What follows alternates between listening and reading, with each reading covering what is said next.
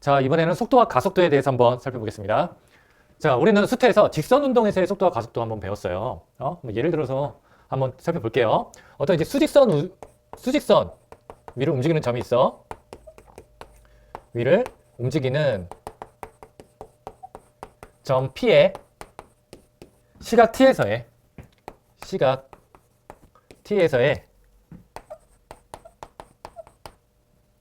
위치를 우리가 이렇게 한번 놔둬볼게요. T 더하기 sin T. 그때 그러면은 T가 2분의 파이일 때 가속도를 한번 구해볼게요. 자, 수직선 위로 움직이는 거야. 수직선을 위로 움직인다는 것은 이렇게 왔다리 갔다리만 한다는 거야. 왔다리 갔다리 여기만 왔다리 갔다리 한다는 건데 그때 우리는 속도를 어떻게 구했죠? 자, 우리가 이제 평균 속력을 구하기 위해서 이런 걸 썼어요. x분의 미안합니다. 시간 분의 이런 위치 변화. 이게 평균 속도겠죠. 평균 속도. 근데 우리가 이제 순간적인 이제 속도를 구하기 위해서 자, v는 이제 어떻게 표현할 수 있냐면 여기다가 이제 리미트를 취한 거예요. 시간을 0으로 한번 보내요. 시간을 0으로 보냅니다. 그러면 얘가 이제 평균 속도가 돼요. 아니, 순간 속도가 돼요. 그걸 이제 줄여서 이제 속도라고 합니다. 속도. 자, 그렇다면 이제 가속도는 어떻게 구했어요? 가속도는 이 속도를 시간으로 나눈 건데 이게 평균 가속도고 이제 순간 가속도는 우리가 A는 어떻게 구했냐면 또 리미트 이 시간을 0으로 보내고 얘네들을 또 써주면 되죠. 알겠습니까? 이렇게 우리가 구했어요. 그럼 얘를 우리가 시각 T가 2분의 파이일 때 그때 순간 속도랑 순간 가속도를 구하기 위해서는 얘를 한 번 미분하고 두 번 미분하면 돼. 자, 위치가 있어요. 위치를 시간에 대해서 한번 미분하면 속도가 되고요. 속도를 시간에 대해서 한 번 더 미분하면 가속도가 됩니다. 자, 보세요. 시간에 대해서 미분했다. 여기다 이렇게 표시를 해줄게요. 시간에 대해서 미분했다.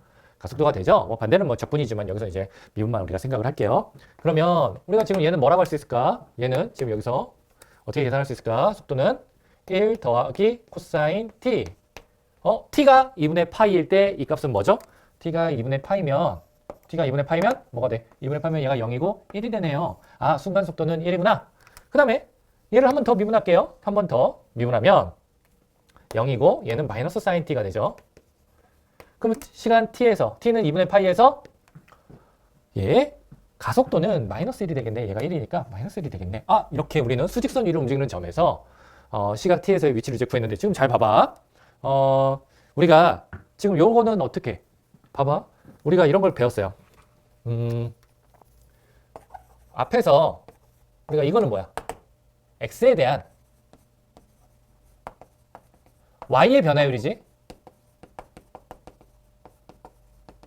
맞죠? 그럼 얘는 뭘까요? 얘는 미안합니다. 우리가 지금 여기서 봤던 거. 얘는 t에 대한 x의 변화율입니다. 자, 우리는 얘를 어떻게 표현할 수 있어? 얘를 이렇게 표현할 수 있잖아. 속도는 t에 대한 x의 변화율이구나. 얘는 가속도는 시간에 대한 속도의 변화율이구나. 이렇게 우리가 생각을 해볼 수가 있습니다. 자, 요거 한번 참고해서 얘네들 참고해서 우리가 앞에서 배웠던 x에 대한 y 변화율, 얘는 시간에 대한 x의 변화율이 바로 속도다. 그리고 시간에 대한 속도의 변화율이 가속도다. 그 다음에 우리는 속도의 크기를 우리가 어떻게 나타냈죠? 속도의 크기는 우리가 이거 절대값 했죠? 속도의 크기 이걸 우리가 속력이라고 했고요. 그 다음에 가속도의 크기는 또 가속도에다가 절대값을 취하면 됩니다. 이건 가속도의 크기입니다. 얘는 속도의 크기, 즉 속력. 얘는 그냥 가속도의 크기. 이렇게만 하고 넘어갈게요. 그 다음에 이제 우리는 수트에서는 수직선 위로 움직이는 점에서만 배웠는데 이제는 평면 위로 움직이는 점에 대해서, 점의 운동에 대해서 한번 배워볼 거예요. 그럼 이제 한번 이렇게 어떤 점이 이제 수직선 위로 왔다리 갔다리만 하는 게 아니라 이렇게 평면 위에서 이렇게 움직이는 걸 한번 볼게요. 그냥 평면 위에서 어떻게 움직일까? 자, 이 점이 슉 이렇게 해서 뭐 이렇게 움직인대. 자, 이렇게 움직였대. 자, 여기서는 이거 x에 대한 함수일 필요는 없어요. 얘가 이런 식으로 움직여도 돼요. 이런 식으로 움직여도 되고 x에 대한 함수일 필요가 없어. 내가 선생님은 지금 여기를 좀 헷갈리지 않게 이렇게 그려볼까? 그냥 이렇게 그냥 연결을 해볼게요. 맞지? 그래서 x에 대한 함수를 꼭 필요는 없고요. 이 점이 어떤 점이 이 점에서 시작해서 뭐 계속 이렇게 움직여 가는데요. 이 점이 뭐 여기 위에 있더래. 근데 이 점의 위치를 표현할 때는 x좌표랑 y좌표를 이용해서 표현을 해야 되는데 우리 이제 분리해서 볼 거야. 이 점을 위치를 표현하는 데는 x, y가 필요한데요. 이 x 정보는 여기 x축 위에 표현되어 있지.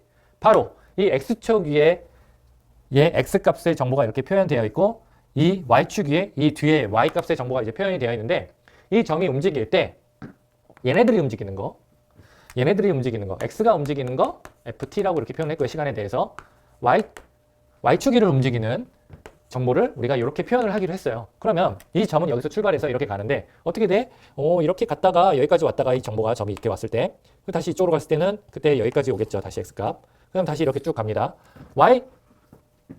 y축만 따라서 생각을 해보면 여기서 이동했다가 이렇게 가면서 여기까지 내려왔다가 다시 이렇게 쭉 올라가게 되네요. 올라갔다가 여기까지 올라갔다가 다시 살짝 내려왔다가 다시 그러니까 여기서 시작해서 내려왔다가 올라가는 이런 모양이 돼요. x 정보, y 정보. x축 방향으로만 생각을 했을 때의 운동, y축 방향으로 생각했을 때의 운동으로 이렇게 분리해서 생각을 해보면 그냥 이쪽 수직선 위에서 왔다 갔다 하는 점의 운동을 얘가 표시를 하고 얘는 이렇게 지금 y축 위를 움직이는 y축 위 수직선 위를 움직이는 점의 운동으로 우리가 생각을 해볼 수가 있습니다. 그러면 x축 방향으로 왔다리 갔다리 하는 그 운동만을 우리가 생각을 해봤을 때 얘의 속도도 우리가 구할 수가 있어. 이제 그냥 수직선 위를 움직이는 점의 속도 구하는 거랑 똑같잖아. 그냥 이렇게 표현하면 돼요. f't 시간에 대해서 미분합니다. 얘는 g't 이렇게 구할 수가 있어요. 가속도는 어떻게 하지? 두 번 미분한 거예요. 땅땅 t. 예, 가속도는 g't. 자, 얘는 속도고요. 속도에 대한 정보를 알려줘요. 얘는 가속도에 대한 정보를 알려줍니다. 알겠죠? 그럼 이 속도에 대한 정보를 우리가 이렇게 간단하게 이제 순서상으로 S축 방향으로의 속도, 그때만 따졌을 때의 속도, 그 다음에 Y축 방향만 생각했을 때의 속도 이렇게 표현을 해주고요. 얘는 S축 방향으로의 가속도, Y축 방향으로의 가속도 이렇게 생각을 이제 이렇게 표시를 이제 해주기로 했어요. 근데 어떤 두 점이 있어. 어떤 두 점 P, Q가 있는데 이 PQ 길이는 우리가 이렇게 나타낼 수가 있죠. 이렇게 x의 제곱 더하기 y 제곱 맞아요? 이거를 우리가 델타 x 이거 델타 y라고 했을 때 우리가 이렇게 표현을 할 수가 있습니다. 그러면 이때 속도는 어떻게 구해요? 양쪽에 이렇게 나누면 되잖아. 평균 속도를 구할 때 이렇게 나누면 돼요. 이 거리를 평균 속도를 구할 때. 사실 이제 평균 속도라기보다 이제 얘때의 길이니까 평균 속력이라고 우리가 할게요. 속력을 구할 때 이렇게 하면 됩니다. 그러면 우리가 이걸 잘 보면은 이렇게 해가지고 이것도 들어가면요. 델타 x, 델타 t의 뭐 제곱, 델타 y, 델타 t의 제곱 이렇게 표현을 되고요. 그럼 얘가 만약에 델타 t가 0으로 가게 된다면 우리는 얘를 어떻게 표현할 수 있냐면요. 이렇게 표현할 수 있네. dx, dt 이렇게 바뀌죠. 얘가. 우리가 앞에서 지금 이걸 이제 한번 봤습니다. 델타 0으로 가까워질 때 얘를 이렇게 표현이 돼요. 얘가 0으로 가까워지면은 이런 순간을 이런 표현으로 우리가 바꿨을 수가 있어요. 그러면 얘가 이렇게 제곱, 델타 y, dy, dt 이거 제가 이렇게 표현할 수가 있어. 바로 이게 속도예요.